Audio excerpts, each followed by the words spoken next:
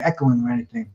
Hey, it's J Hardcore Boxing News back at you with what's happening in the world of boxing today. Hey, y'all know what time it is, man. Yeah, it's grown folks time. It's grown folks time, without a doubt, man. And you see my guy, hey Bruce, I can hear your background. All right, we got my guy Bruce Gas, Boxing, Jazz, and more in the building. What's up, my guy? Hey, the old timers over here, man. I make sure I got my walker out and oil up my knees. Get ready, enjoying the process over here, brother. Oh man, yes indeed, man. I even got some of my what was that? Bengay and all that. I'm ready, man. You dig? But for sure, let's welcome who's already in the building right now. First of all, first person that's in the building was Drunk Irishman. Yes, indeed. And we know him from Bruce Gas, Boxing, Jazz, and more. But he a regular over here in the hangout now, so we salute him for sure. Then we got Tanya Vandross Williams Jr. in the building. What's up? She said, evening, family, friends.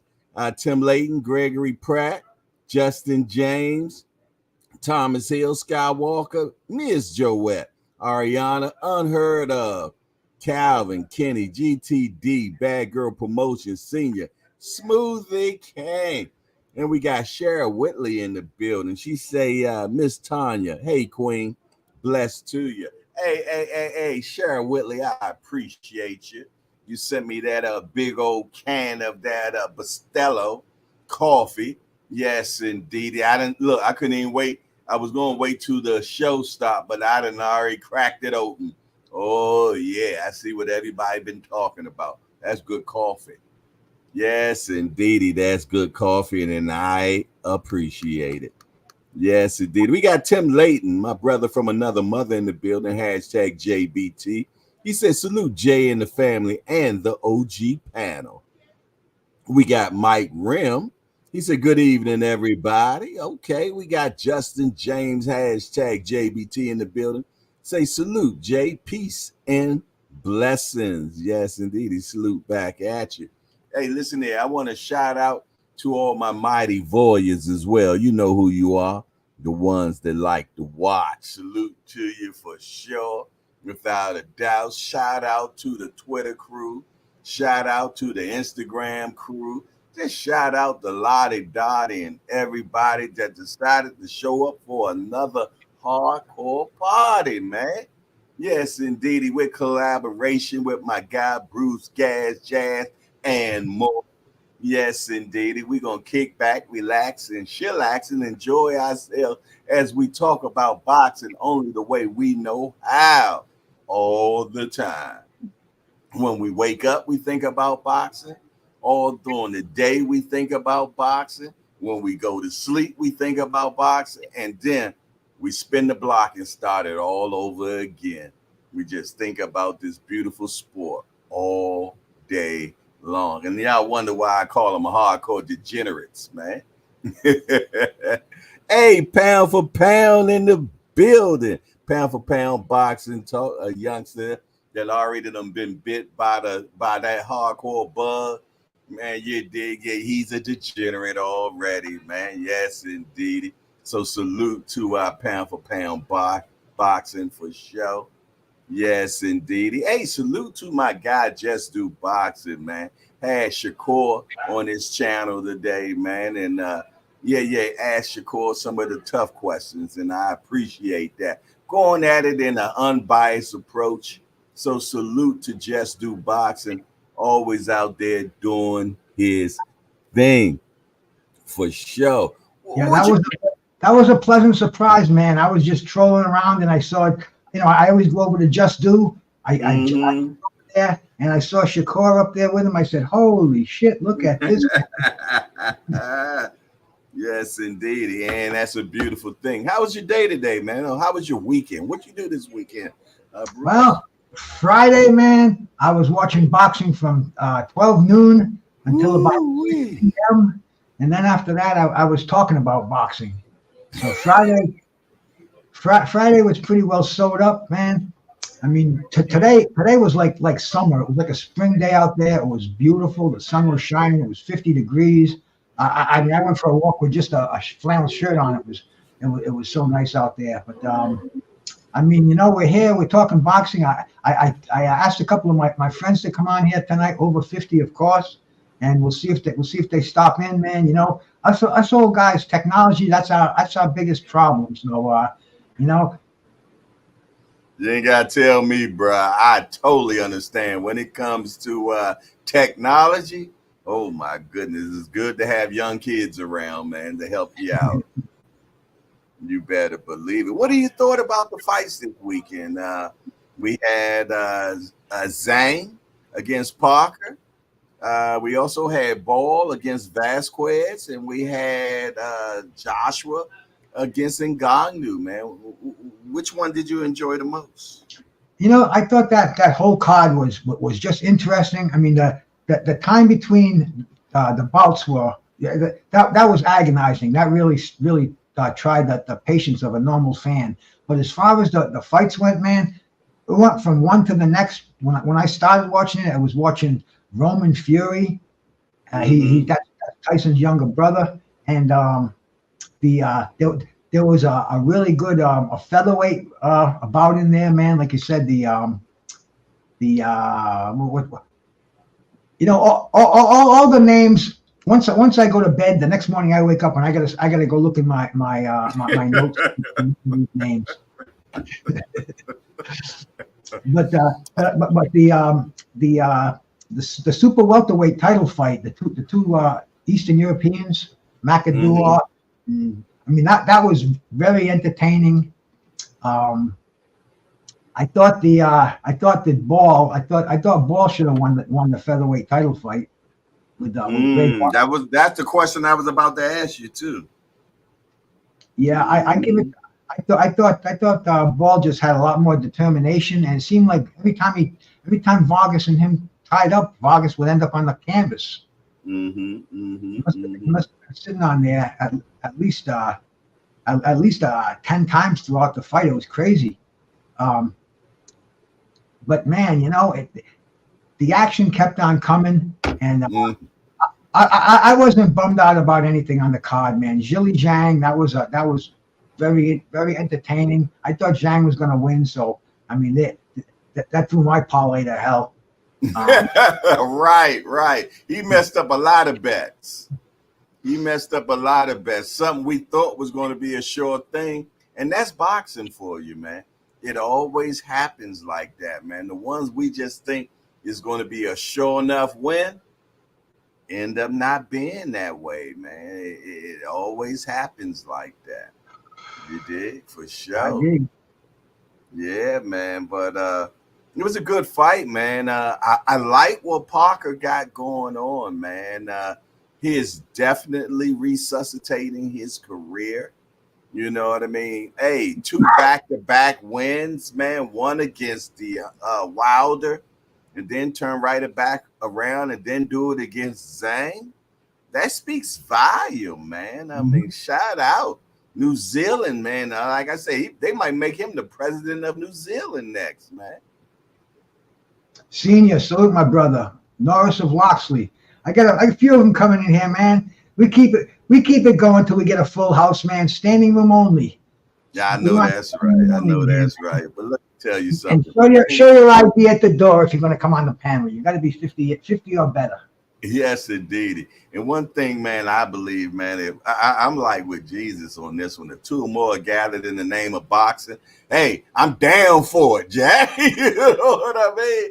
I'm ready to talk boxing no matter what, man. I just need just one person that can talk it with me, and I'm good. You did? You know what I'm saying? You know how many people avoid me because that's all I do is talk boxing? You ain't got to tell me. I already know, Jack. Hey, I got to the point where I wouldn't have conversations about boxing the casuals. I won't set myself up like that no more, man. Because every time I end up being pissed off that I started the conversation with them, man. And then they say something that just totally pisses me off to let me know that they absolutely know nothing about boxing. And, then I shut down. I shut down, man. So yeah, I try not to have those conversations anymore, man. If they're not a hardcore man or damn near like watching boxing, I try not to get in the conversation,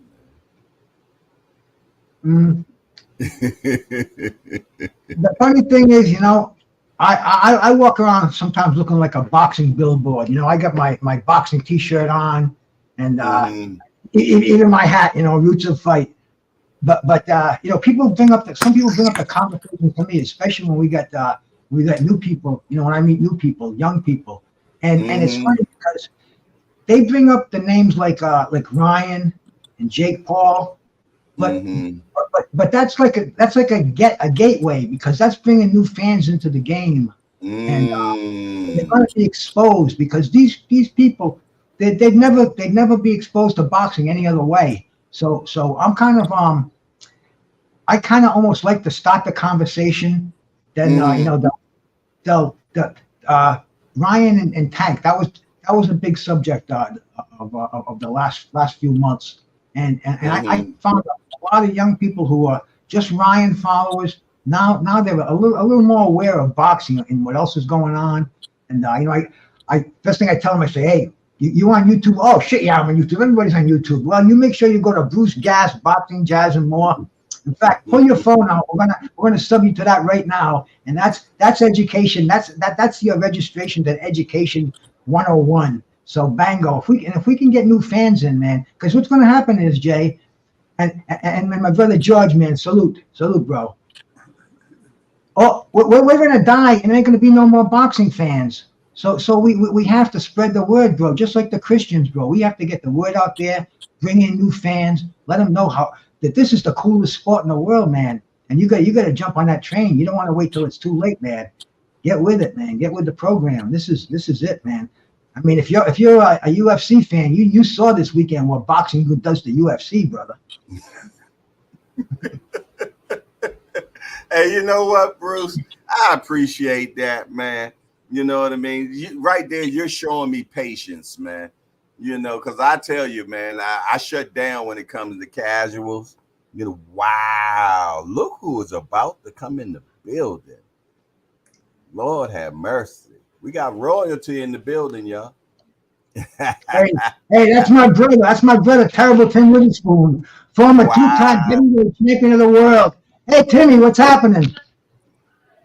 Wow. Hold on. See, try to get it. We hear you. I'm trying to get it on this, but I couldn't get it done. I got a couple and I got to keep this charged up. Yo, I can't see. I got to put my glasses on, man. Tim, I want you to meet my friend, Hardcore Boxing, up there, bro. Hardcore. Get him with a spoon. How you doing, Tim? George Hansen Jr., bro, the Pope of Pugilism, man. You're in the right place, my brother. Thanks for coming by, bro. Yo, George Hansen, that's my man. Yo, Jay. Yeah. Is that George? I tell you, Jay, hey, what's up? I gotta say this. Jay, I was the youngest guy in the gym over the arena, and Tim was there, man. I used to watch him and his brother every day. We all watched him ascend to the heavyweight championship, right? And I have to say this about Tim. From the day I met him, same guy, man. Nicest human being on God's planet. Thank you, brother. No, you the nicest. Tim, don't I was just a little guy. I wanted to carry 10 bags, man. Tim was the man.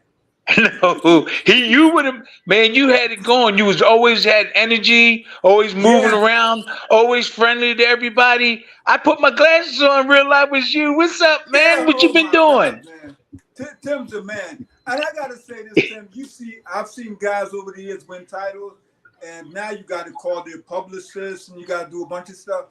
Yeah. When they say you're truly a man of the people, same thing they say about Ali, the same thing I can say about you. Yeah, that's good. Thank you very much. Thank you. my mom to be proud of me and everybody. That's all. I look funny with these glasses on. Thank you. I ain't realized that was you, man. I had glasses on, and I just started wearing these glasses. I've been wearing them for a long, but I don't know. It got worse. Larry, I tried to put it on this here, and I can't get that to work. You know, Hey, so Tim. it's good. It's good to be on. I'm trying to get my podcast. I'm trying to get it started, Bruce. I'm trying to look. You know, we got the Raiders of Boxing coming back. You know, it was the Circle of Legends, but the Raiders of Boxing was all the boxers that rebelled against Don King. I think I did it on George's show one time, or we did the interview, and all of them. They shot the camp up. They wrecked the camp. And so when we was doing the other podcast, I always wanted to do that. I don't want to forget about nobody. All the Alfonso Ratliff, David Bay, you know all those names. We all Yep. rebelled. We rebelled against Don King. So I just didn't want to leave nothing behind. Suppose we do all right. I want everybody to be involved in it, you know. So Brian wanted the Circle of Legends. I wanted to bring. I don't want to forget about nobody, and that's really was in my heart. I got a memory for you. It happened 45 years ago from yesterday. Some guy named Tim Witherspoon, he beat Greg Page and won the vacant WBC heavyweight championship of the world. Real quick. Yeah, real quick. And at that anniversary, man, 1983, I believe it was. Yep, and real quick, at that time, Don King just cared. I'm cool with Don. It's over. I'm on with my life. I'm 2-time every champ. But we could talk about stuff. You know, either one of us, you know, we had trouble with Don. Don didn't really care about us. A man named Tyson was in the background. So, you know, I trained, but I could have trained. When I look back, I could have trained harder. And mentally, I was like, man, I know I ain't going to get paid. So was Greg Page. So we got in that fight, and we did the best we can, you know, and I got the title. We was under a lot of pressure, though. We was under a lot of pressure. A lot of stuff was going on. Mike Tyson was right around the corner, nipping at the heels, too. Yeah, he was waiting. And Don, we knew Don was trying to get him. We know George know all about that. We knew he was. He let us know. He got us in the camp. We was all in the camp, all of us. Mitch Blood Green, everybody. We in the camp. We in the camp and in the gym, and he sat us all. No, we was out in front of the where we eat our dinner, our breakfast and stuff. In front of where Lana Shabazz cook all the food. We was out in front of there, and he said, "Look, man, there's this kid Tyson coming." Nobody heard of him. I think Blood Green heard of him, but I never heard of him, and everybody else was like, "Who was that?" We found out later. We found out. Yeah, so he was just grooming us for Tyson. He finally got Tyson. His dream came true, and that's how everything went. Mm-hmm. Yep. Wow. Well, yeah. First of all, Tim, I want to just welcome you, man, because you done fought everybody, man. You know, you never turned down no fights. You was always ready to rumble. You're 2-time world champ, man. And I just salute you and I appreciate you. And it's an honor to have you in the hangout today. Thank you. Defense had a lot to do with that. That's success too, because I had a good trainer, George Slim Robinson, and taught me not just only offense, he taught me defense too. And that's what these young boxers don't have today. Now that wrestler, I mean that kickboxer, if they didn't rush him, money was involved. That's why they rushed him. They didn't care about him. They probably did or not. But if they would have let him wait a couple of fights, he would have did a lot better with Anthony Joshua. Neither one of them had defense. If you watch all the top heavyweights during this era, every one of them hit the canvas. They lacking defense now. Everybody, they lacking defense. When I was training, they taught you both. So I know both. I know how to block and counter off of that. Anthony Joshua don't. There's a lot. Now y'all look at it. How many guys went down in the top 10 that's visible to everybody know? Check them out. They all went down on that canvas. But go back when we was fighting, not too many of us went down. The trainers they taught you defense and offense. You know, put their hand in front of your face and block that jab, block them through a hook, slip. You don't see them slipping. And I think they need to try to reach out and get some of these old young guys like me back in the stream. I don't want to be in the corner. I'll just be in your camp. I just be in your camp because I know. Look, I was heavyweight champ, and people love me and I love them. So we got to get them to love the new boxers. They know me. Oh, that's Tim, the 2-time heavyweight champ. Something that I never thought I was going to get up to be 2-time champ. But my interest was to help the boxer. They know I'm Tim Witherspoon. I don't want to get in the ring. I even offered Anthony, Joshua, all of them. I said, I don't want to be in the corner. Let me be in your camp.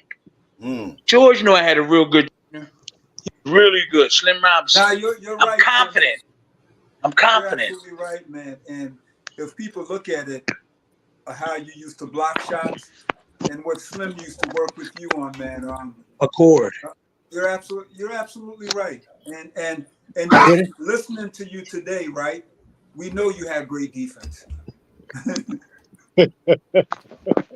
Just listening to you speak today, we know you have. No, defense. Hold up now. Do be forgetting now. I'll be 67. Ain't that something? Don't time fly? Y'all guys, when you turn 40, you better start doing something. Because I was 43 weeks ago. Yeah. I can't believe how fast. Yeah. Yo, I can't believe how fast it went. When I got to 40, I said, oh, man, I got some more time. Bam. 55 was just last week. I'm like... Now I'll be 67. George, you remember when I was in my 30s, right? Yeah, Tim, I got to say this, man. There's such thing as people who are vampires, so we always thought you were a vampire.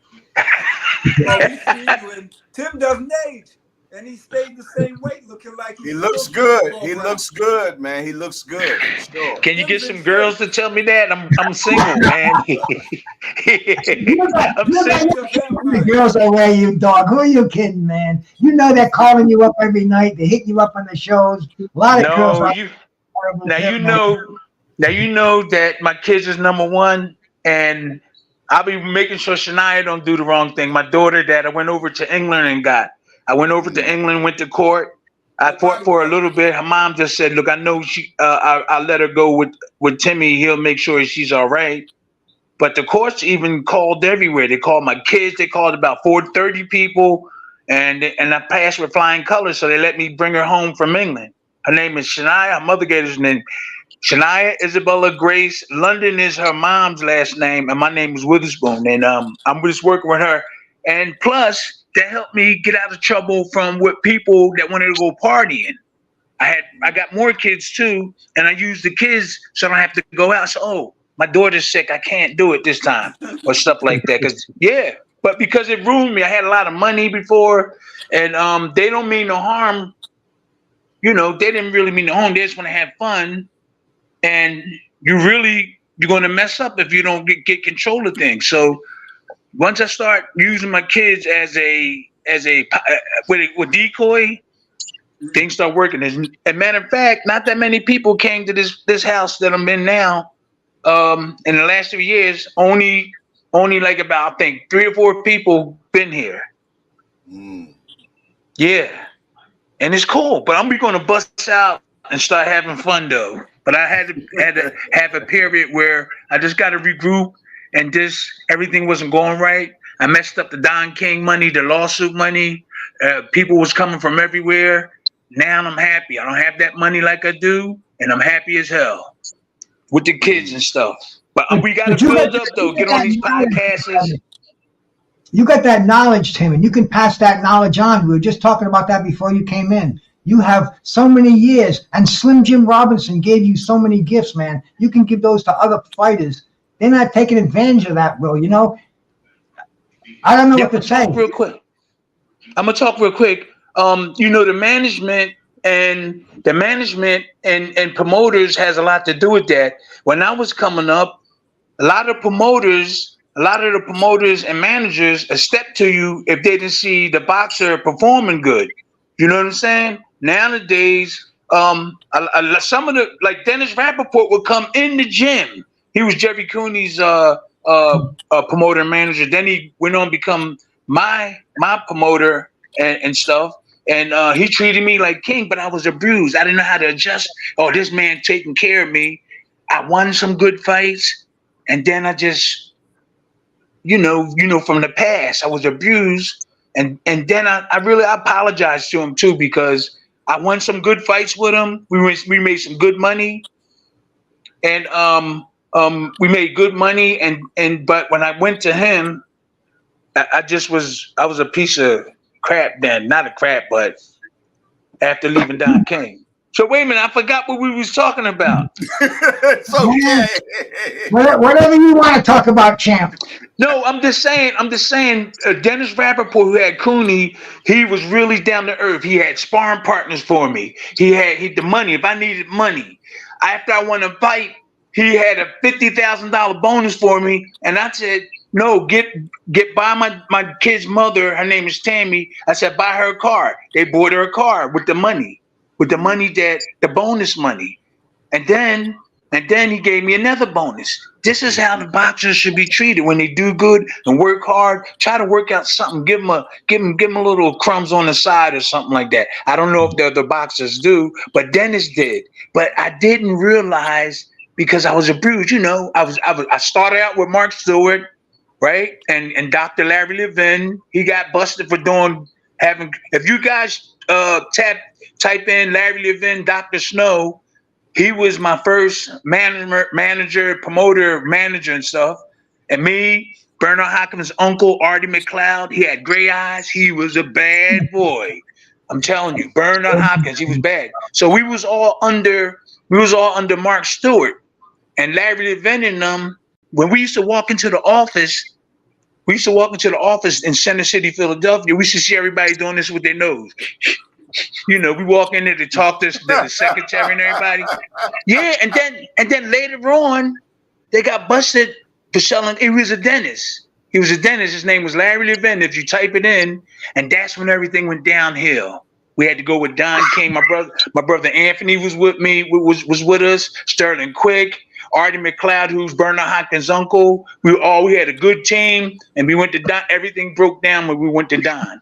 My brother Anthony didn't go though. Anthony was like 13-0 with 13 knockouts, and then we went to Don. He lost. He started losing. So we had a manager, Mark Stewart, who told us he was going to make Don King pay. This is what he was saying to us. I didn't even know who Don, in a way, a little bit was. So that was our goal. And then they got busted. Everything went downhill. And then when I got to Dennis Rappaport, I didn't know how to, because messing with Don King, being with Don King, and up and down. I went up and down with Dennis, and he was truly invested. He wanted to take care of us. And then after a while, I was like, oh, but you know what I did? I went and apologized to him after my career was over, even a little bit after it was over with him. I told him I was sorry, man. I said, I'm really sorry, man. I look back and I see all the mistakes that I made, and I could see he 100% that he was behind me. So I do feel I apologize to him. I swear I apologize to him, but I did do good. We did make money. We made money, but I could have did better. I could have did better. When I look back, I said, man. Then I thought about it, man. I think I was still thinking about this. If you were fighting today, you'd clean the clocks of these people that walk around with heavyweight title belts, and you'd make that money that you deserve. But hey, you did what you did. It's gone now, but you're not bitter. I mean, it's amazing. I love everybody, man. If I had the money that this man made and I lost it, I'd be banging my head against the wall. This guy walks around with a smile on his face. He's in the gym every day. I mean, he could be fighting a Legends exhibition like James Toney and Razor Ruddock did a few weeks ago. I got good friends like George, and he talked to me all the time. George, when I looked at it, I said, that's George. You know, he's a really good people. You know, all you got to do is love yourself. I used to say this before, but I haven't said it before. You got to love yourself before you love anything else. And if you love yourself, I'm sure you'll start spreading that love. And so that's what I started doing in the last 2 years. I think I was loving everybody in before that, but that's what you got to do, man. You got to put your kids first and try to do the right things. And now we're going to try to make some money, guys. Let's try to make some money, okay? All right. But you want to talk about Anthony Joshua? Now, I have a question to ask you, Tim. Go ahead. Do you remember the greatest sparring session ever between Artie Moose McLeod and James Schuler, where they everybody stood at ringside where they tried to kill each other? I was there. I wonder about. You were there, man. It was Artie Moose McLeod, and they had to stop it after 2 rounds. That's Bernard Hopkins' uncle. I'm telling you. Yes. Black Gold Schuler? Yeah, Yes. Black Gold Schuler. We was in the. Yep, go ahead, George. In the gym that day. Artie was Slim. Had Artie. Yeah. How come they wanted to kill each other?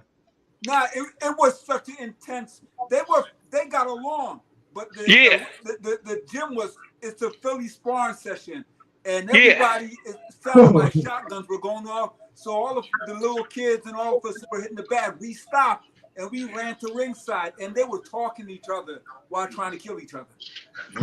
That's how they do. Shot, Artie was like, "Is that all you? Is that all you got? You can't do anything better." Then they were throwing bombs. They stopped it, I think, after 2 rounds.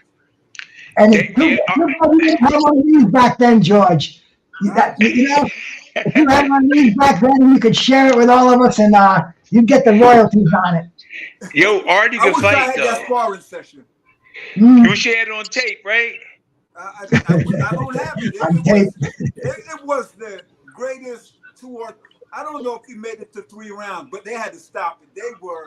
It sounded like shotguns were going off. And Artie don't know how to back off. See, Artie don't know how to back off because when we was sparring, we was up at Ali's camp. I'm gonna tell you what happened. I had a sore chest, right? And Slim was like, Tim, if your chest is hurting, you could take off today. I don't know what I was doing, but this right there was hurting like the bone. And so I let Artie know. So I was sparring Artie. I was sparring Artie too, right? and I love Artie, right? So we were sparring.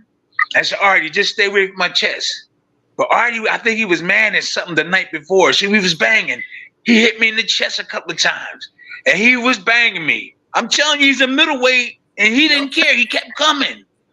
He kept coming, slipping and moving. Not like Bernard, laid back casual sometimes, bang, bang. Artie come at you. Artie come at you. And then he hit me the 3rd time, and then I put my hand out and said, boom! He went right back, and he's looking at the ceiling, but then he got up, and he wanted to do some more, and Slim said, no. He said, no. He said, no, get out, Artie, get out. But he kept coming. He would not stop.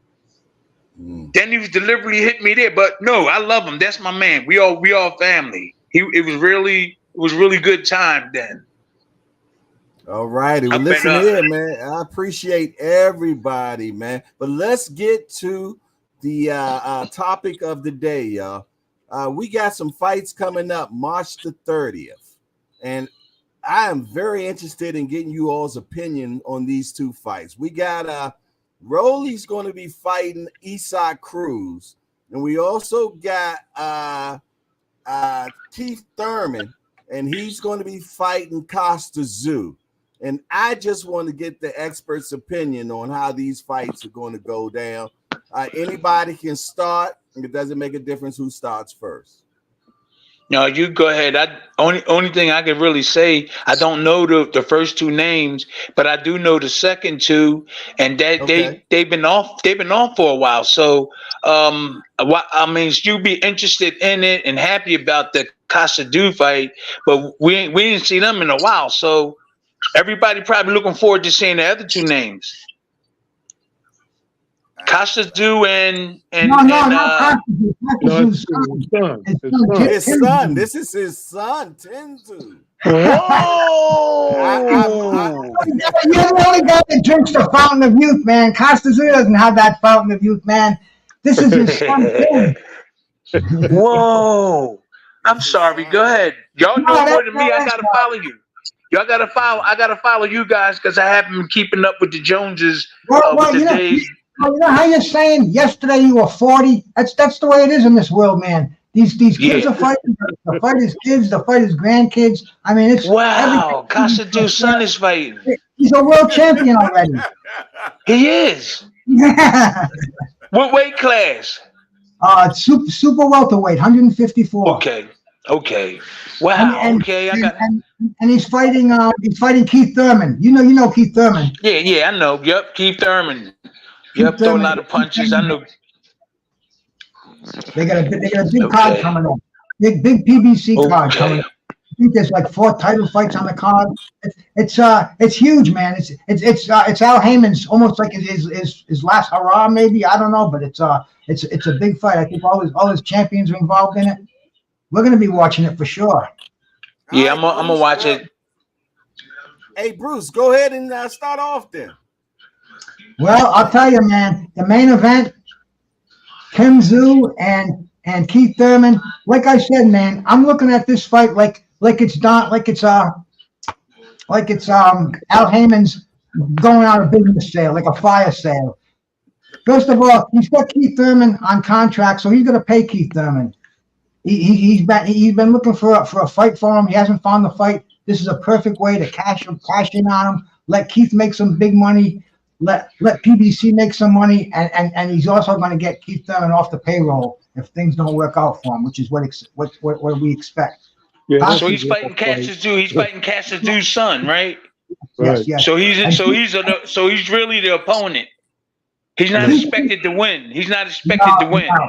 No. He didn't like body punches in his prime, and now he hasn't fought in almost 3.5 years or something like that. He's been on a long time. So he was trying to get a fight with somebody. Who was that? He was trying to get a fight with.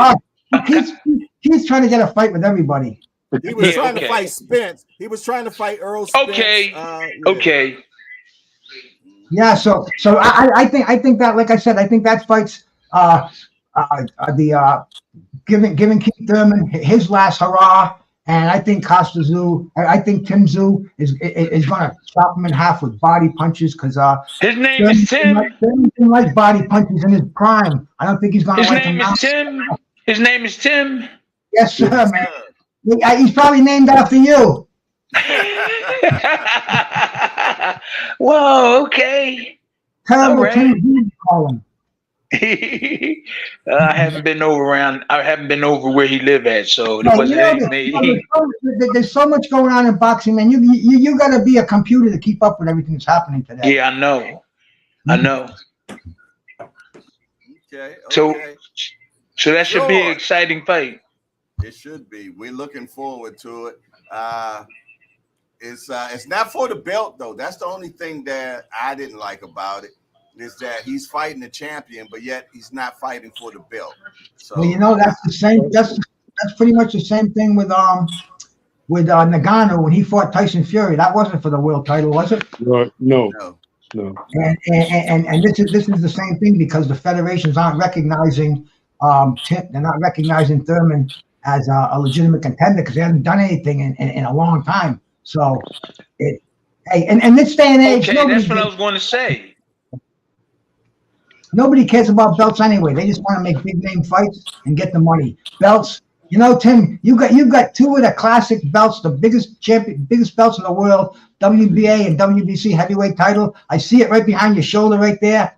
Today, nobody wants their trinkets, man. They just want the big money fights. That's the way I see it. Yes, yeah, and we the former guys got to try to change that and try to get involved more, so people could, so boxers can really feel that these belts and these accomplishments mean something. So you're saying like they just getting it's the money now, it's the money and everything.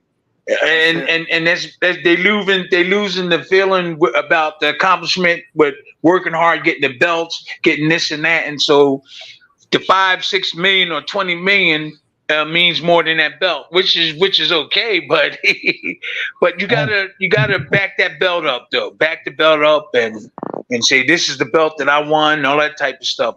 That does mean something to me. Well, it should, but this is boxing today. It's a different sport than when we grew up, Tim. And all us OGs up here.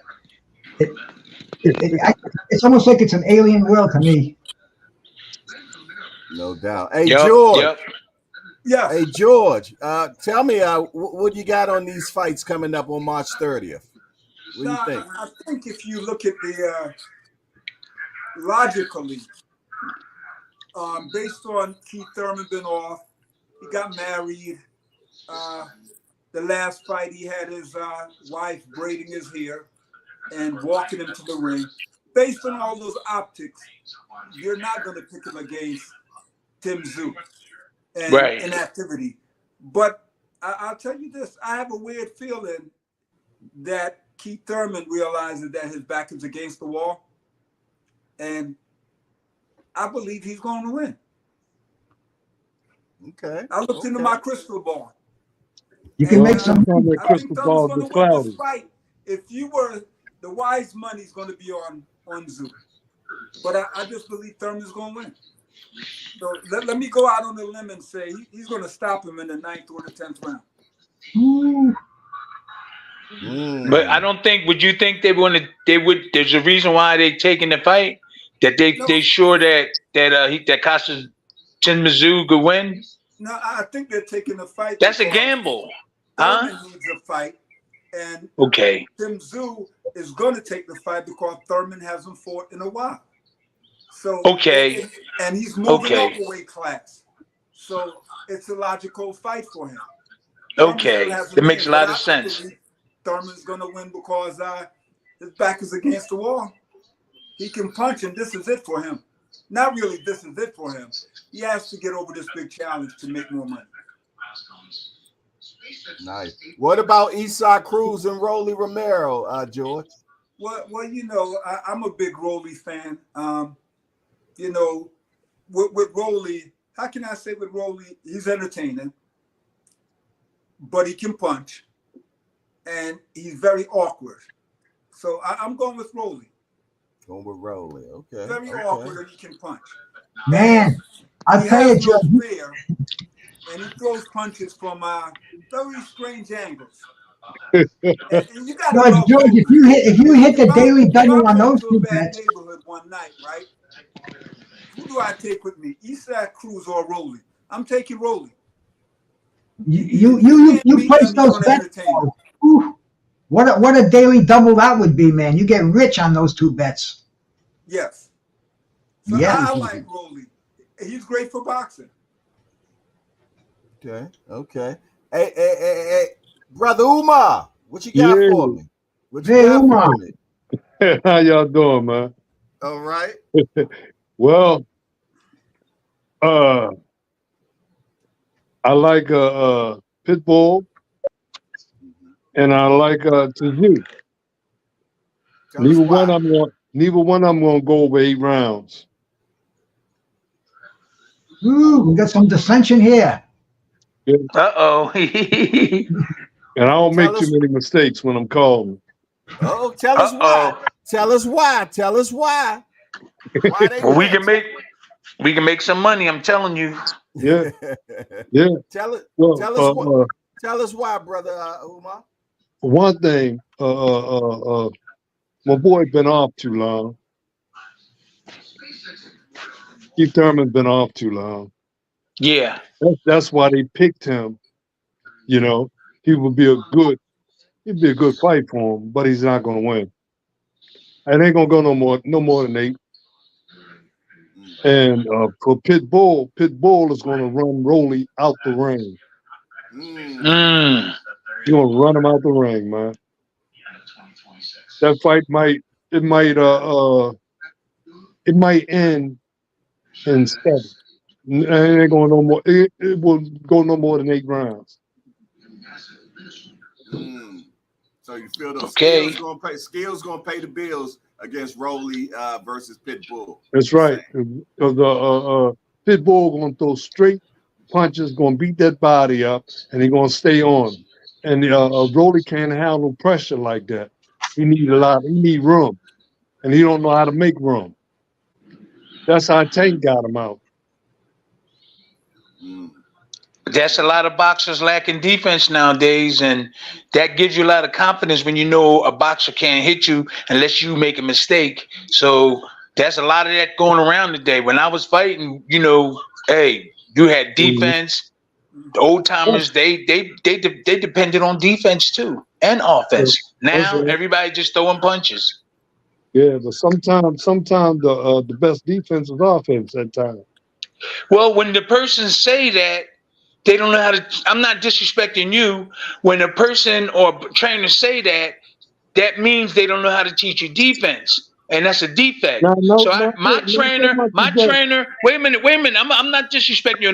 My trainer told me this. He said, I can teach you defense and offense, and I can take you to 10 other trainers.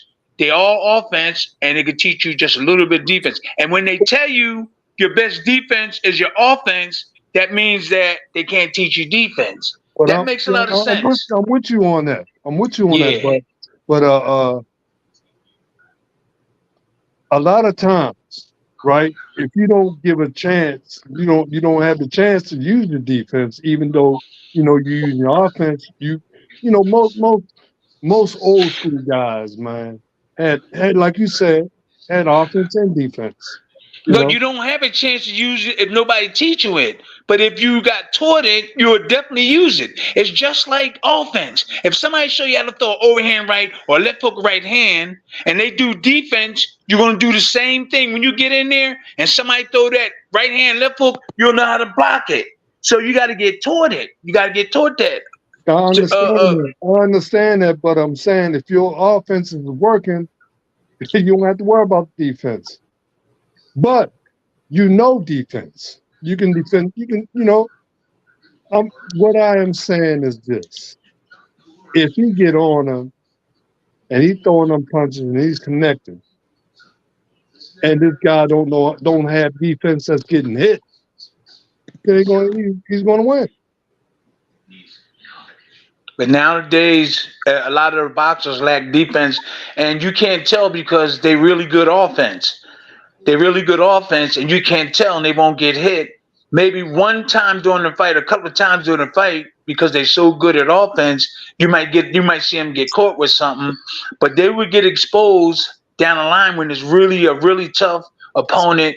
Then they'll really get exposed. But a guy like me, I can see it right from the very beginning. If your defense is pretty good, or if you got on the level. So I was always taught that by the old timers, and they told me about that. When you hear somebody say that, I'm not talking about you. They can't teach defense. I never say your best defense is your offense when I'm teaching somebody, because I teach both of them. No, I'm with you on that. Yeah. I'm with you on that. But I'm just saying, whoever gets off first, a lot of times don't even have to worry about defense if they got them out of there. Okay, that makes sense. Yep. I went through that not the issue, but the conversation that a million times, and talking to people, and like when I teach them both, and countering. And the reason why you want to teach defense, because you counter off of that. You catch the punch and throw back is a part of the whole deal. And there's a lot of boxers today, they just all offense. But I'm saying I'm with you on that. But I'm saying I know. I just was speaking out in general. That's all. Yeah. Okay. Bernard, what's up, Bernard? Hey everybody, how y'all guys doing today? I'm enjoying listening as always. Is that Bernard Hopkins? No, Bernard. No. I know. Oh, okay. Okay, we got some good stuff going on here. Okay, you get that belt. You want the belt? The first won the time I belt. came in here, for a second, Bernard, I thought you were Bernard Hopkins too, man. I had to look Hackett. Oh shit. Oh no, I know Bernard. We was in camp together. I know Bernard. I was just. Well, bro, I didn't brothers. They look alike to me, bro. I thought I was B-Hop right there. No, yeah, I but was just playing with him. He has a son that fights. His son can get down.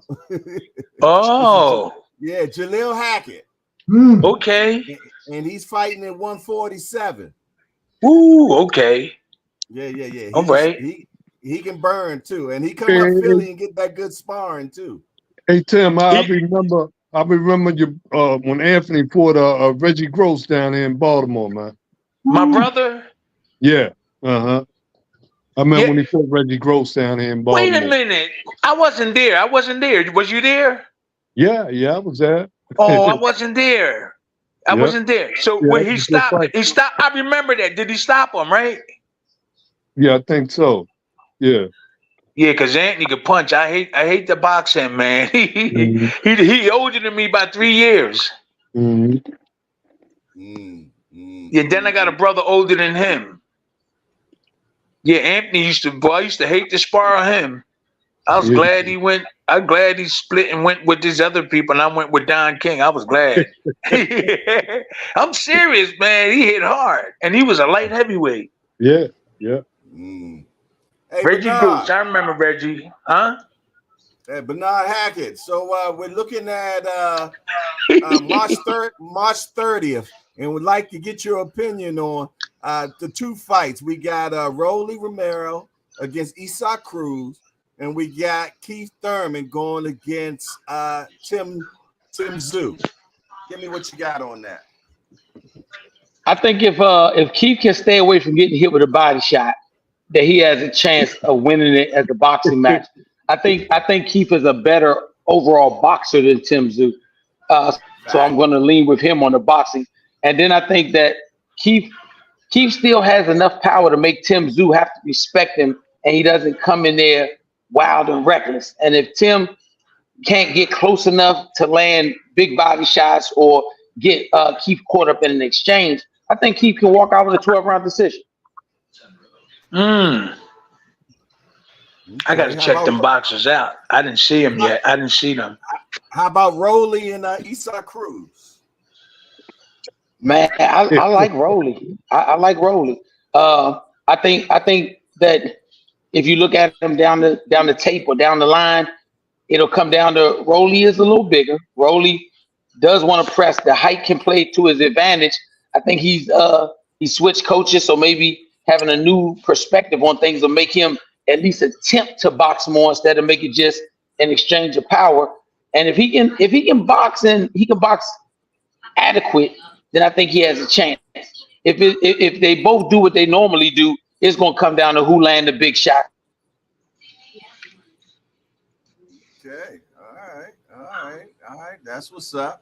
Hey, I had a guy that had a question. He was like, Jay, can you make sure you ask this question? And his question was, he wanted it to the trainers. He said, when you have a fighter and they're fighting and the referee is letting low blows and things of that nature, what do you all tell your fighter? It all depends on who's doing the low blows. Let's say the other guy's doing the low blows against your guy. Yeah, hit him like that. Wait a minute. So if somebody keep hitting you low, only thing you could do is just tell the ref. Because if you hit low, he might cut. So I'm just saying, you never know what people do before they get in that ring. If somebody getting money from somebody or if somebody favors somebody, so you got to watch it when you're out there with the judge. So if you hit him back, you might do something he wants you to do. Tim, you fought Andrew Galata, right? I told him. Andrew Galata was the king of the low blows. Did you? I told him before. I tried to use psychology before the fight, and like a couple of days before, when we like sized up, I was like, "Look, man, I know you're a good brother. I know you didn't mean to." I used psychology. I said, "I know you didn't mean to hit Riddick Bowe like that, and maybe he did something wrong to you, and you hit him low like that. And I'm saying, look, man, I know you're a good brother, man, but let's just try to keep that. I did this before the fight. He was in Poland. I talked to him and I said, yo, man, let's win let's do it. And he didn't do it. He didn't do fight dirty or anything. And they had the wrong plan. They had the wrong plan real quick.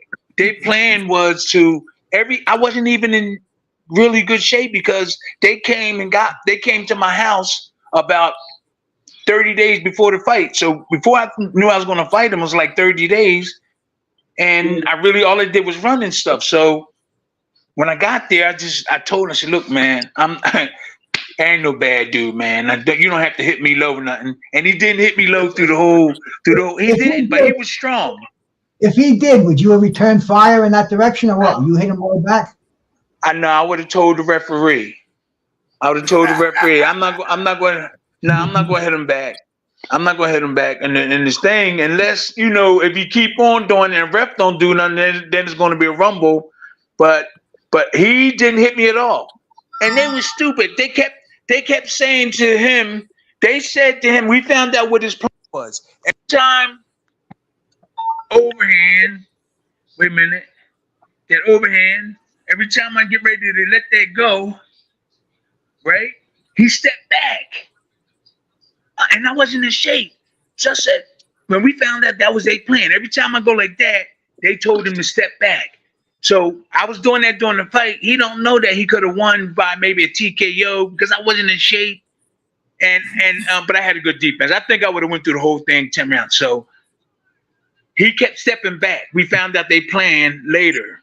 And I wonder why he keeps stepping back. Big and strong dude. Every time I go like they step back. And it was he won it on the decision. And then we found out later that was their plan. Andrew Goliath. Yep. Brother Umar, what do you do when your fighter keep getting hit with a low punch, man, and the ref ain't doing nothing? What do you I go beat up the other guy trainer.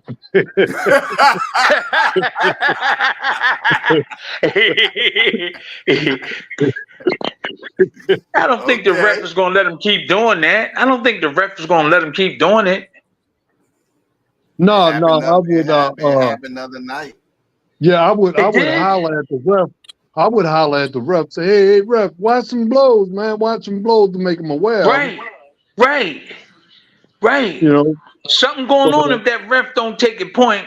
Somebody made a deal outside that ring. Mm-hmm. And if it's so visible, why the judges ain't talk to the ref? If it's visible and he did it deliberately, somebody should have got up there and said, hey, so somebody's in on something. Yeah. George. Yeah. What would you do, George? It depends on how you prepare for a fight. A lot of people don't train for adversity and things that are going to be dirty.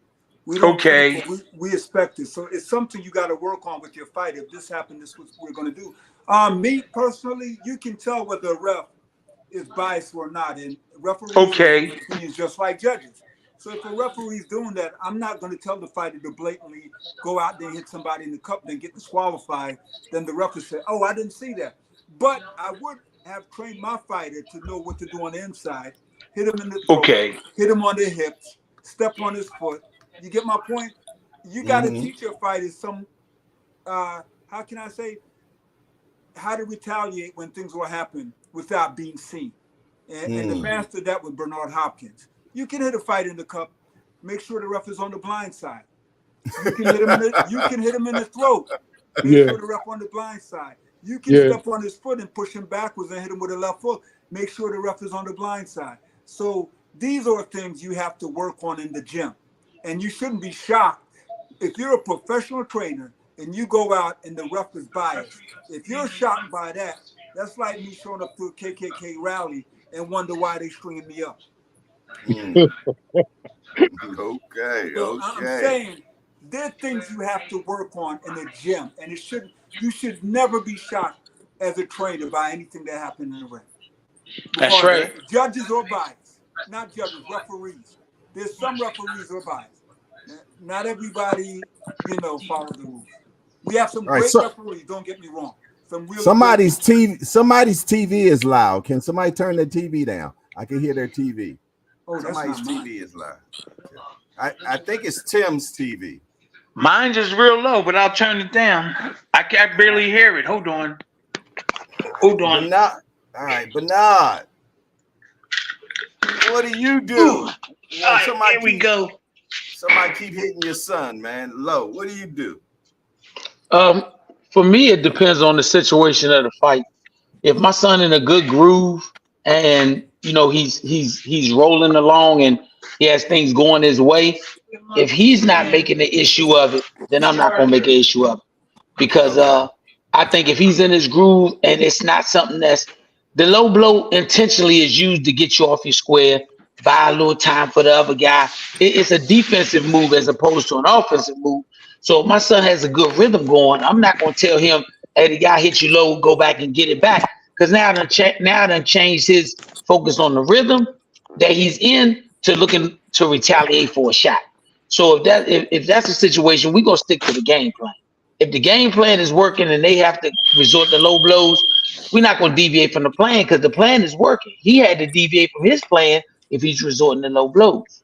So I'm gonna keep it like that. Now, if my son is on the other end and it's starting to affect him to the point where he's coming off his square, first thing I'm saying is, hey, is it the shot that's getting you, or is it what's going on? If he's telling me it's the shot, then we got to play the even game. We got to slow this thing back out. So we looking for that bowling ball uppercut. We try, but if he got a good groove going and his groove is in place, I think any fighter that I've seen got a good groove going on for the most part. They gonna play it through because they haven't got thrown off their square. Sometimes we help throw them off the square if we making an issue about it, and my fighter not making the issue about it. Great point. Great points from everybody. All right, the next question I want to ask you all, we're going back to the heavyweight division. And I'd really like to get you all's opinion. Who you feel is the best heavyweight in the world right now? Anybody can answer. He haven't been born yet. All right now, in this era, right now, actually fighting, out of the guys that are fighting, who would you consider is the best out there right now? I think it's a fight for that. I think it's a fight for that award. Because like I said before, each and every one of those guys went down several times when they fought. I don't think you have any of those top 10 that stayed up on their feet. A lot of them had good performance. So I think that it's thrown up. It's thrown up. We'll see after a couple more, whoever, like Anthony Joshua fight, Tyson Fury. We'll see who's the best. But right now, I think they're all on the same level. Nobody's my opinion. That's all. I can throw my 2 cents in on this subject, man. I think it's another week we're going to have the undisputed heavyweight championship of the world. But is the winner of that going to be considered the absolute #1 heavyweight in the world? Because last night, 2 nights ago, we saw Anthony Joshua in spectacular fashion knock out the guy who gave Tyson Fury hell. So, I mean, it's like 6 of one, half dozen of the other. I'm going to say the winner of Fury and Usyk will be, in my opinion, the #1 heavyweight in the world. But Anthony Joshua, man, he looks like he's better. He looks like he's getting better instead of worse. Bruce, real quick. Now, when Gundu came, he just came from martial arts and fighting. It was for big money, right? Oh yeah. Now I believe if he would have waited 4, 5, or 6 fights, you'll see a different person. He's a martial artist, and when he got in that ring, Anthony Joshua, his skills in terms of boxing, and you see a Gundu movement, it was like amateur. But he big and strong. He big and strong. Huh? He was an amateur. Yeah, big and strong. It was an amateur against a professional. It was a slaughter. Yeah, he was big and strong. His muscles, he looked good. So that goes right back to our question. Does that make Anthony Joshua the best heavyweight in the world right now? No. No, because he beat He did somebody what he that's a was supposed martial to do. artist. So who is? He did exactly what he was Oh, supposed to do. yeah, he did. He did. And it was an easy job. It was an Yeah. easy job. Ngannou needed at least five more fights, and a good teacher behind him. But he You would still, see something. the same thing still would have happened, man.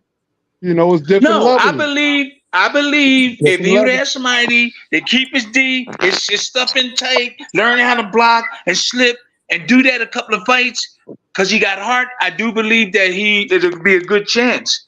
5 fights. Look, I fought Larry Holmes at 12 fights. I only had five amateur fights. I had I had 7. I had 7 amateur fights. But that's I had you. 7. That's you. Huh? That's you. No. My That's trainer got me. I understand you, but my trainer got me there.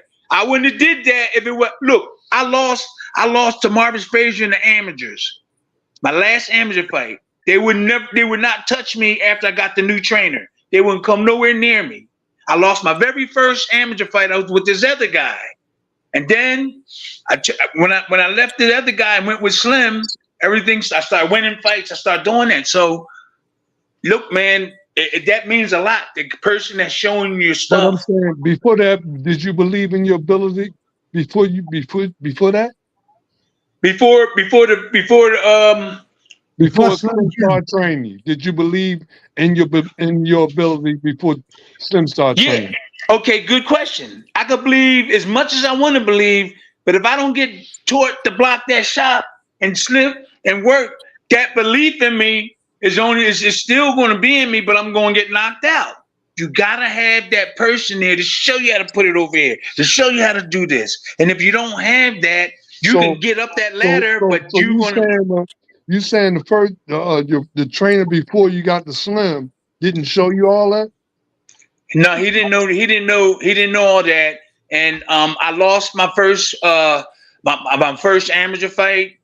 He put me in there. My first amateur fight with a 4-time Golden Glove, the Spanish dude. I had blood in my mouth, and then I won 5 straight, and then I lost to Marvis Frazier in the amateur decision. Then I got a new trainer. I found out that Larry Holmes wanted me to be a sparring partner. He heard about me, and they told my trainer. My trainer didn't tell me, so I left. And when I went up there, I found out there was trainers better than him. Yeah. There's trainers, and that's when I realized it. So when I got with Slim, that's when all my confidence started really building. I had a good trainer behind me, and that's what happens. That's what happened to me. I'm giving credit to the person that taught me. Yeah. And if he wasn't in my corner, I don't think I would have made it that far. Yeah. Nice, George. Everybody say George know Slim. George knows Slim. Know him quite well. George, who do you have as the #1 heavyweight right now in your eyes? Is this even a debate? I mean, people, let's use logic. It have to be Usyk, right? Usyk beat the man twice, right? He beat Anthony Joshua twice, right? Then we look at Anthony Joshua. Anthony Joshua went and knocked out this gentleman, Ngannou, who, if the judges, if they had given him that fight, it wouldn't have been too many arguments, right? So Usyk beat Joshua, who knocked out the guy that went the distance with Tyson Fury. Usyk also beat Joshua also beat, what's his name? Joseph Parker, who went and beat Deontay Wilder. So by default, then Usyk is undefeated. He's an Olympic gold medalist. He's beaten Anthony Joshua twice, who everybody's arguing now is the next best heavyweight or back to where he was at before. So until proven otherwise, the best heavyweight on the planet today is Usyk. I don't even see why we're even debating about it. It's not it's Usyk. And he's easy to beat too. He's easy to beat. I'm telling you. It doesn't matter. We're talking about today. If I know Alexander Usyk is the best heavyweight on the planet. He beat Anthony Joshua twice. When did he beat Andrew Tyson twice? Fury. He beat him in the pros or the amateurs? Oh no, No, he bro. beat him In the in the pros, pros. but they were very close fights. One was a split decision, I believe, the last fight. It Oh, So doesn't matter. okay. one judge doesn't think he beat him. Yeah, He beat him twice. and Alexander. you know Why we even have the argument is that the best Anthony Joshua is heavyweight getting better now than he was when he fought Usyk, based on his He's the best performance, heavyweight. based on his last couple of performances. Folks, He's we can looked talk really about good. performance. We can No. talk about everything else. But The only way to settle it is get him in the ring, man. That's the problem. No, In but I'm Kenny saying Witherspoon, we're in Kenny asking Witherspoon's day, the guys fought each other. Today, they're gonna get up a king's ransom just to get them together, and it takes a year. It takes all kind of bullshit, man. They're not putting the fights Folks, together. that's not what Look I'm what they did with Jake Paul and No, Jake that's Paul and not Mike what we're Tyson. arguing. Boom! They put it together like that. The question is, who's the best heavyweight? We're trying to But we don't know yet, man. Listen to what I'm saying. We're I trying said to he put wasn't born yet, objectivity- man. We're trying to put objectivity to a subjective adjective, best, right? Okay. If I say who's the fastest runner, I can tell you Usain Bolt has the world record, but we're trying to put objectivity to a subjective argument. And Yeah, trying to but do it boxing, objectivity doesn't apply to boxing because these guys have to fight each other. Because you see, let's go back to the 70s, man. George Foreman beat Joe Frazier. He destroyed Ken Norton. Both of those two guys beat Muhammad Ali. So logic would say George Foreman is going to beat Muhammad Ali, but you throw all that shit out the window because they have to get in the ring. The thing is, back then, the fighters did get in the ring and they settled it. Today, we could argue all night on who's the best heavyweight. Until they settle it in the ring, it doesn't mean shit. Nah, but that's in your opinion. I don't think Usyk has fought anybody at heavyweight division to give him the claim of being the best heavyweight. He beat Joshua twice. Okay, one fighter. He beat one fighter. Who else? Danny Dubois. Come on, man. If he dominates Tyson Fury, then I'll give him his flowers.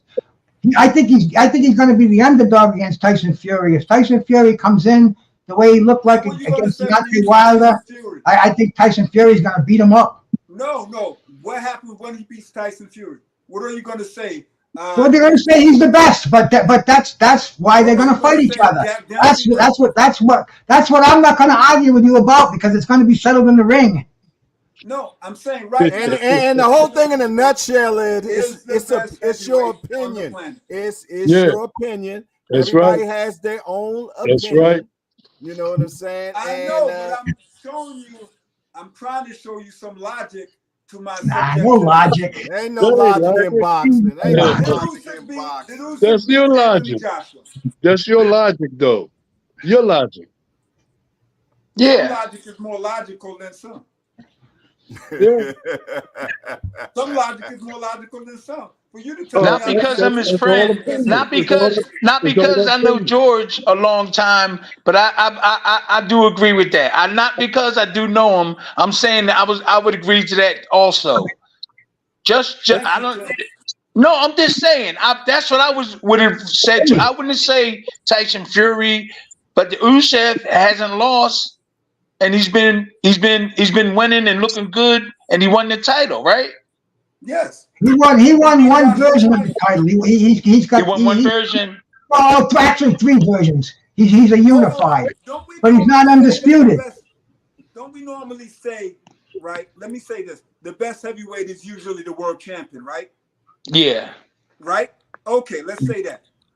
I would have said Tyson Fury was the best because he's undefeated, but this man allowed an MMA fighter that I believe Tim Witherspoon would have knocked out. If I was his shape. We get him in training camp for 2 months and get him to throw that overhand right.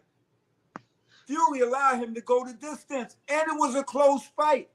So that alone, they're both undefeated, allowed me to take Fury below Usyk. So Usyk is the best to me. Fury wasn't in shape when he fought. Yeah, that's what I said too. Fury wasn't in no shape. Fury wasn't in shape. No. But George, he took him lightly, George. He took him lightly, George. Like it was fun. Well, he allowed a guy who never had a pro Can I ask you guys this? It happens I like know, that. I know. Go ahead, George. Go ahead. Let me ask you. Go ahead. Let me ask this question: if Sugar Ray Leonard allowed the MMA fighter who never had a professional fight to give him that problem and go the distance, what would you think of Ray Leonard? Sugar Ray was always prepared, so you couldn't compare him. No. Listen to the question. What I'm is? asking. What is? The question I'm asking. If Sugar Ray Leonard allowed, I don't care whether he's unprepared, he made weight and allowed an MMA fighter who's It'd be never embarrassing. had a boxing match to go Embarrassing. the distance with him and give him problem, what would we have thought of Sugar Ray Leonard? It wouldn't happen. No. That's what I Jay, said. Can I say this? Why don't something you was answer wrong the with him. question I'm Something was asking? wrong with him. Let's answer the question I'm asking. That's my answer. It wouldn't happen. He took the guy lightly. He took the guy lightly and figured he could just knock him out. Lightly. I'm saying if Ray Leonard had allowed somebody who never had a pro fight to go the distance with him and give him problems, come on, man. It wouldn't I don't care happen. if he partied all night and was in a club in Montego Bay drinking rum, that should not have happened. Okay. All right. He's a heavyweight champ. How you allow somebody who never had a professional boxing match to go to Yeah. give you that much Style problem? make fights. I don't think Style make that fights, I don't think he took him. He He didn't take him make serious, fights. George. Huh? He didn't take him serious either. Tim, I could see if it was Yes. a guy who had 10 pro fights. This is a guy Yeah. who never had a professional boxing match, people. No, you're right. He That's went the embarrassing. distance with the world heavyweight champ. I don't care. That's the world embarrassing. heavyweight champ, yeah, people, you don't understand how egregious that is. A guy that never had a fight went the distance with the world heavyweight champ and could have won on some scorecards and dropped him. Not only did he go the distance, he dropped him. He had the style for that. People, I'm sick and tired of He this had that style style for that. that. He had that What style. style? Who had the style? Who had the style? Who? He had the style. Folks, He went Who? the distance, didn't he? folks, we're not gonna go there. The guy never had a pro fight. He went the distance. No. For the world. People don't really, I'm saying, people what are don't you trying to realize how say? What are you You know, that there is. What are are you trying to get at? some fighters that look, He's they put- look mediocre when they fight mediocre opponents. But when Right. they He fight shoulda great knocked him opponents, out. they look great, man. I mean, look at Salvador shoulda- Sanchez. Salvador Sanchez, when he fought guys like Pat Cardell, he looked mediocre. But Right. when he went in the ring with Wilfredo Gomez or Danny Red Lopez, he shined, man. Tyson Fury, he didn't have any inspiration when he went in there with Francis Can I say Mazzano. this? He just wanted to bag, The and man- man, Lord knows what he's putting up his schnoz. But Tyson Fury's in his own little world, bro. Can I ask you a question? Which other professional world champion today would allow a guy making his professional debut to go the distance? You right. You Name right. one. Name This You're is right. not the boxing that we grew up in, though, bro. It's Okay, crazy. you right too. All the You right money. too. Look, how much did Tyson Fury make in that fight, man? Fucking $30 million? Jerome Booth is the world welterweight champ. Go get me a welterweight MMA fighter who's making his professional debut. Stick him in the He ring knocking with him me. out. Let's see how long that Nothing makes He sense knocking him right anymore. out. He knocking him right out. He's making his professional debut in boxing. Stick him in there with Terrence Crawford and let's see how long. He that getting lasts. knocked right out. He getting knocked right out. You know, Get Francis the MMA, Ngannou- the MMA champ, who's at 147 pound or whatever the weight class is, let him make his professional debut against Terrence Crawford. Let's see how long that lasts. And how are we going to get Crawford on a murder charge? I'm saying, Well, look what happened with he'll Floyd. never make Look what it happened because with Floyd, this other MMA guy. When Huh? Floyd, the boy that fought Floyd, the MMA guy, man. Conor McGregor. He went a few rounds with Floyd, and he was hitting Floyd. My brother, Floyd acted like a pregnant mother in that fight. He carried him for a few rounds. I'm He saying, carried him for 9 months and delivered him. Floyd I'm carried saying, him. Come on, if you believe I'm that. saying, he didn't worry about the fight.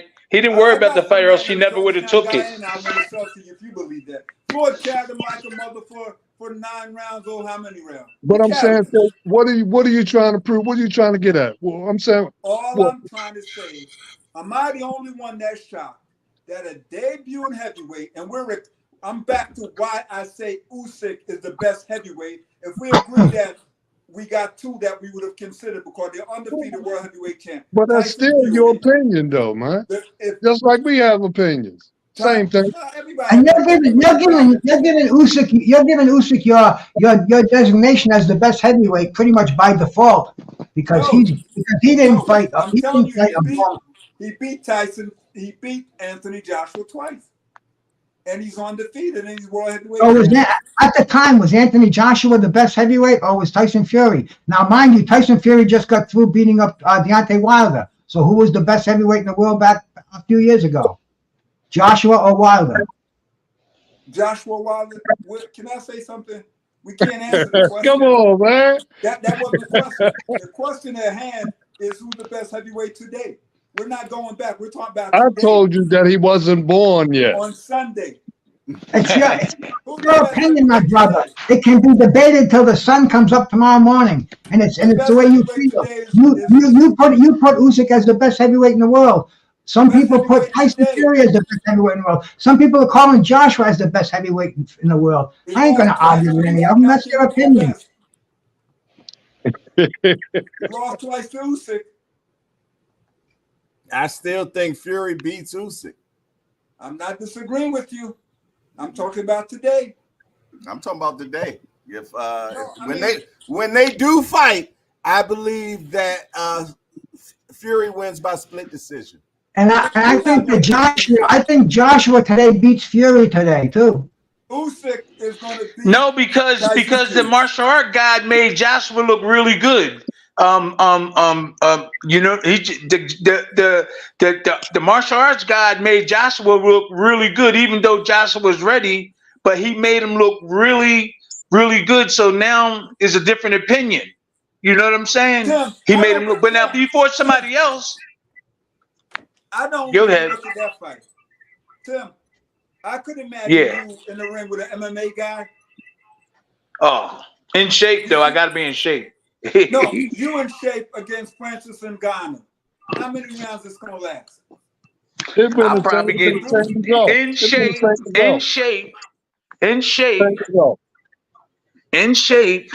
would have stepped right to him because I knew that he don't have all the skills that he's supposed to. He in there because of you know, them trying to switch over from martial arts to this. He had a name. He was a champ, and that was the thing. You know, he was the martial arts champ, and that's what sold the fight. Yes. And he came over to fight the champ. That's what sold the fight. But straight up, he should, you know, he got knocked out. Yeah. He got knocked out because he met the best with the boxing.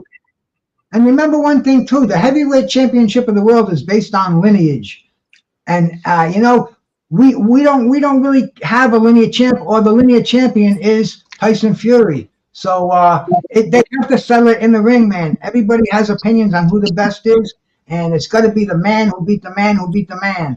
Like my brother Tim Witherspoon there, he beat the man twice. Who was that? I beat twice.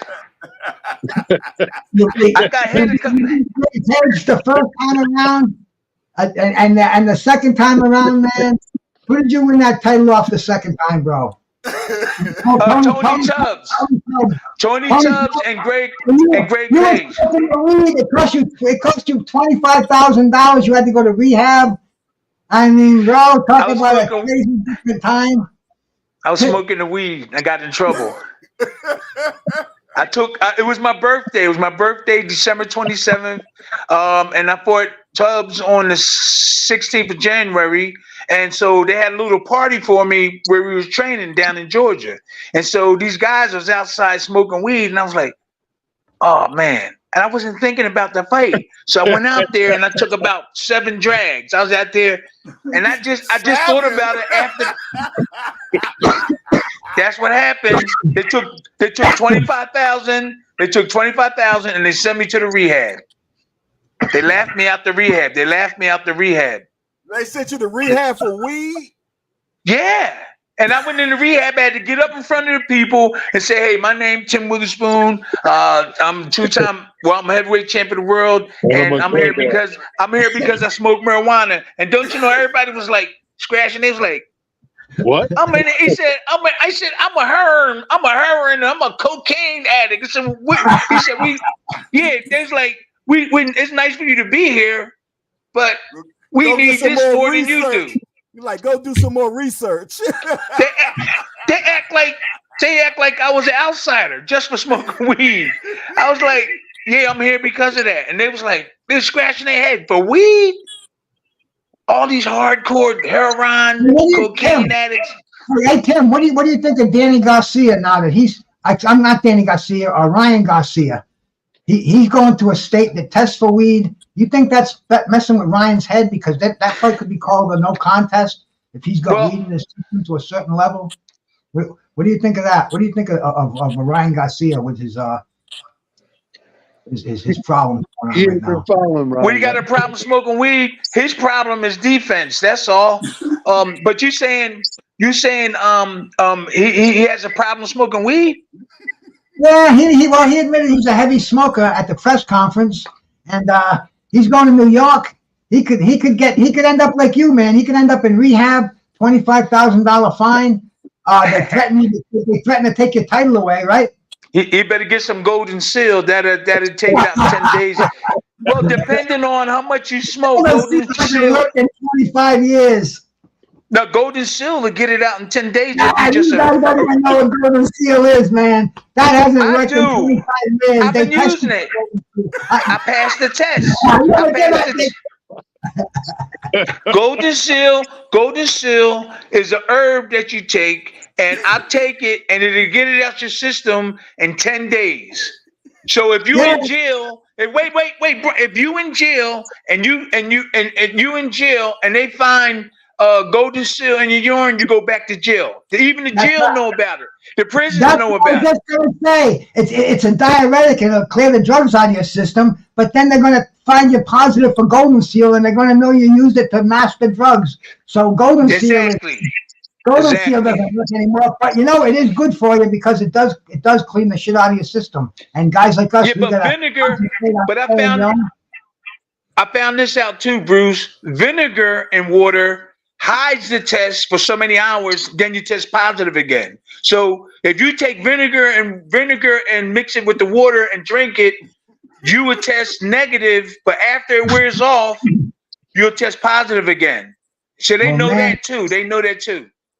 Yep, vinegar and water. I hope we don't have no boxers on there listening. Right. These are not the views of Hardcore Hangout. This is only the opinion of our guests. This is not the opinion of the host of this show.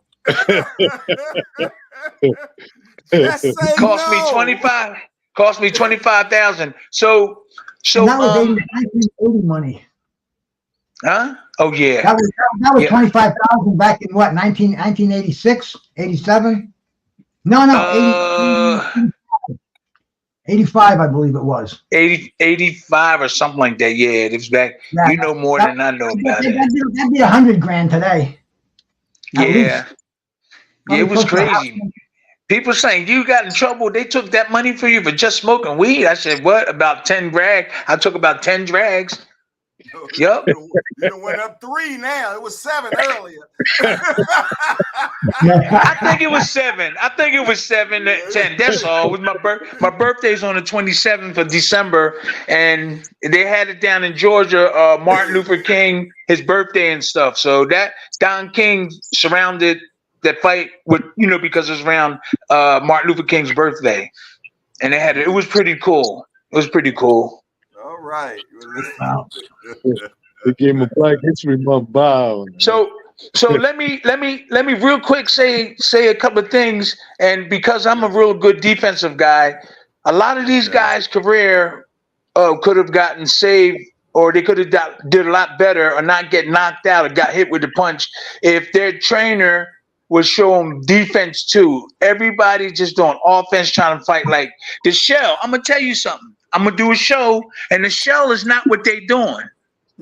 The Shell is not what they doing. There's only one particular thing, and you tighten up. That's the Shell. When my trainer, when I was little, I was around Georgie Benton, Hank Durham, Slim Robinson, all the good trainers. Nobody mentioned Philly Shell to me. Willie the Worm Monroe. Cyclone Heart. Let me get my belt up here. Let me say this to you. Everybody talking about the Philly Shell, and I never heard it until I retired. So I'm gonna do a podcast. That Philly Shell ain't this stuff. Like it ain't this stuff like we're flipping like that.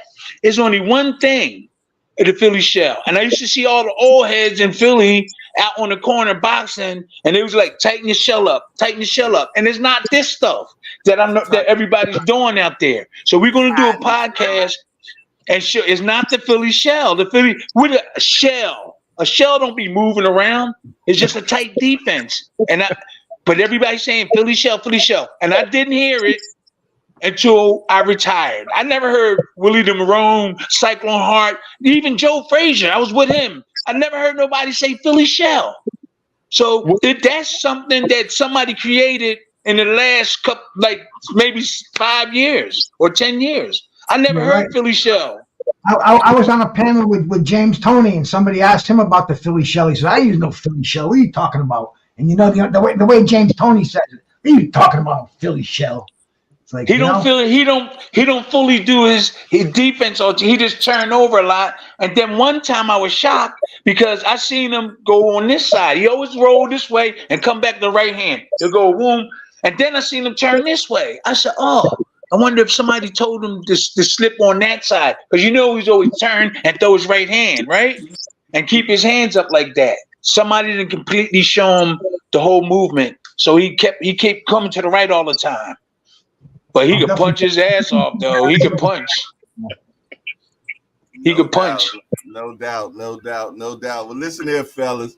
I appreciate you all making another Old Timers panel, man.